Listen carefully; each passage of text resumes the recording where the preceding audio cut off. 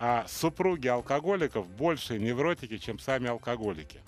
То есть те люди, которые то орут, то спасают, то хлопают дверь и уходят к маме, то устраивают скандалы и пилят, то начинают бегать по врачам, вот они реально нездоровые люди. А их тихие там мужья-алкоголики, вот у них алкоголизм и как бы все.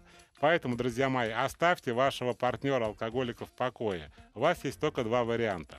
Или вы принимаете его таким, какой он есть. И он ваш любимый Да, алкоголик из Москвы. да, он ваш, вот прямо с водкой его берите.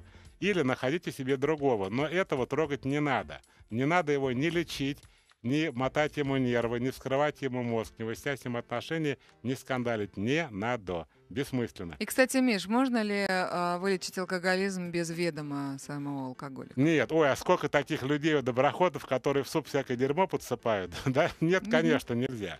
Второе. Сами люди, которые пьют. Что я вам хочу посоветовать и пожелать? Первое, признать, что у вас проблемы, и перестать говорить, что вы прямо любите как выпить, и хлебом не корми, дай попить. До тех пор, пока вам это нравится, вы ничего не измените. Вы измените тогда, когда вы скажете, что у меня проблемы. Дальше, не трогая ни маму, ни жену, ни мужа, ни детей, сами ищите врача, ищите психиатра на первом месте. Кстати, в клиниках психиатрических есть целое Ну, отделение. конечно, ищите психолога для поддержки, и у вас все получится. Это абсолютно излечимые заболевания, я вам желаю вылечиться. У нас такая программа уже подошла к концу.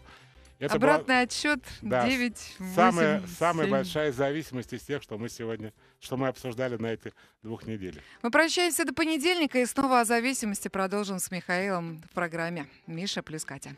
До свидания.